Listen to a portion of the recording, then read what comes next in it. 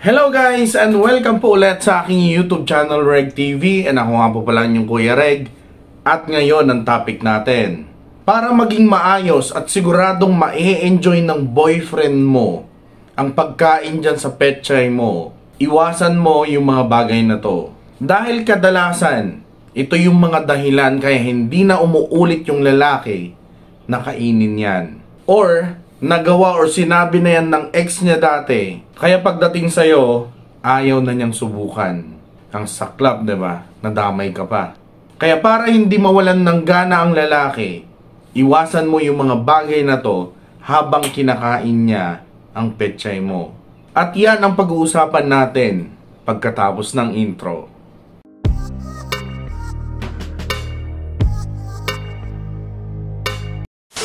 So ano nga ba yung mga bagay na dapat mong iwasan or wag mong gagawin para hindi siya mawalan ng gana na kainin ang petchay mo?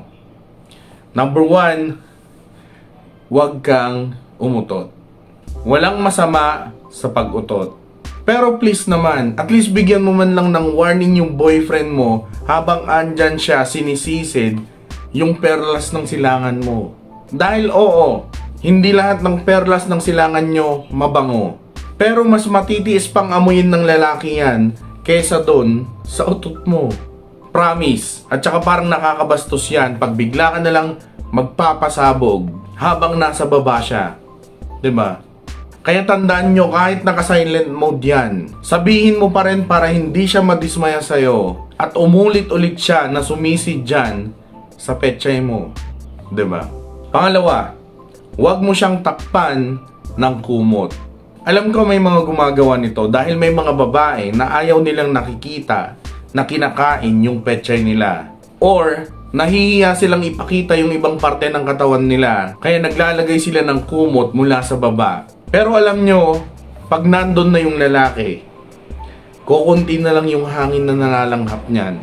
Dahil may mga pagkakataon na natatakpan yung ilong niya sa sobrang gigil niya sa pagkain ng petchay mo. Kaya pag kukumutan mo pa siya, walay na. Mahihirapan na siyang huminga at hindi na siya magiging komportable dyan sa baba. Kaya ang ending, hindi niya mailalabas yung galing niya sa pagkain ng petchay mo. Kaya hindi mo rin ma-enjoy ng bongga. Kaya wag ka nang magkumot habang nasa petchay mo siya. Hayaan mo lang na open yan para maging komportable siya. 'Di ba? Yung katawan mo na puro stretch mark or bilbil, wag mo nang takpan yan. Dahil walang pakialam ang lalaki dyan. Promise. Number 3, wag kang bigla-bigla na lang sumisigaw. Pag nasa petchay mo yung lalaki, I'm sure, kakaiba yung sarap na mararamdaman mo. Kaya okay lang na maglabas ka ng sounds hanggat sa gusto mo. Pero, kung sobrang tahimik mo habang kumakain siya, tapos bigla-bigla ka na lang sisigaw, iisipin niya na baka nasaktan ka niya. Or may bigla na lang lumabas na multo dyan sa petchay mo. Kaya ayan, napapatigil siya. At syempre, bigla na lang siyang lalabas na parang nagulat. Habang basang-basa yung bibig niya tapos magtatanong sa'yo, "Be, ano yun?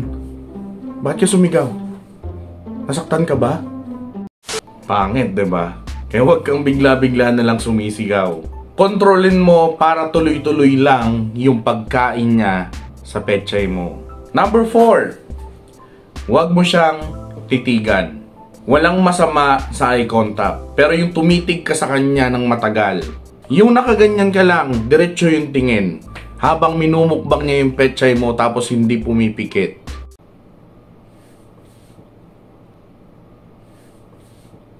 Ang creepy nun, promise, at maiirita yung lalaki na makita kang ganyan. Iisipin niya na baka hindi ka na humihinga. Or may nagawa siya kaya nagalit ka at nakatitig sa kanya. Kaya ayan, mapapatigil siya sa ginagawa niya.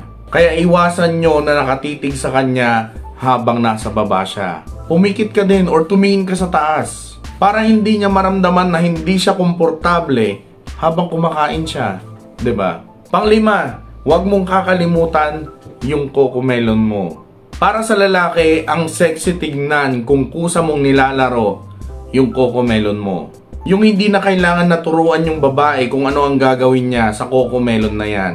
Dahil alam nyo naman na pag nasa baba na yung lalaki, mahihirapan na siyang abutin yan kung ano man yung gagawin niya sa Cocomelon na yan.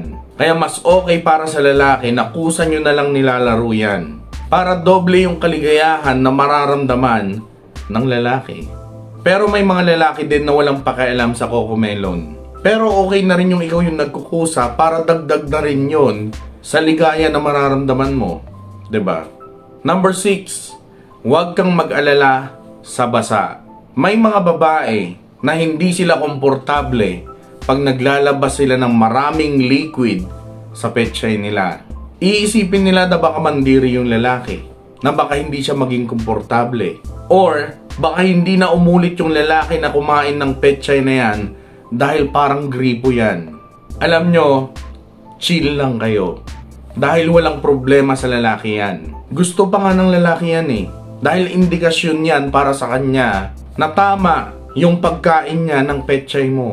Na sobrang nasarapan ka kaya parang gripo yung tagas ng tubig dyan sa ano mo. Kaya relax ka lang dahil okay lang yan. Pang-7, ito maraming gumagawa nito. Huwag mong hahawakan yung ulo niya ng matagal. Oo, masarap sa feeling para sa lalaki. At mas gaganahan yan pag minsan sinusubsob mo yung ulo niya dyan sa petchay mo. Dahil sobrang sarap yung ginagawa niya. Pero please lang, huwag niyong isusubsob yung ulo niya ng napakatagal. Huwag niyong hawakan na ganyan na sobrang tagal. Dahil minsan kailangan din ng lalaki na itaas yung ulo niya para makahinga. Kaya tama lang yung ilang segundo na paghawak mo ng ulo niya. Para all goods, 'di ba? At yan yung mga dapat mong iwasan habang kumakain ng petchay ang boyfriend mo. Shoutout po muna tayo. Shoutout kay Lizelle Baldiwesa from UAE. Shoutout din and pasupport na din daw kay Katogs Vlog. Shoutout din kay Gina Mikate from San Pedro, Laguna. Kay Beth Lurang from Kuwait. Kay Graceful TV from Damam. Kay Christina Barmeda from Hong Kong. Shoutout din daw kay Bong Kaluyog from Pampanga. Kay Mariam from Muscat, Oman. Kay Lilia Gundran from Singapore. Veronica Ignacio from Taiwan. Kay Ruby Huson ng Canada. Kay Frozen Heart from Kuwait. So yan yung mga nagpapa-shoutout sa last upload natin. And maraming salamat po sa panonood. Ingat kayo sa mga kayo naroon. God bless. Peace. Love you all. And goodbye.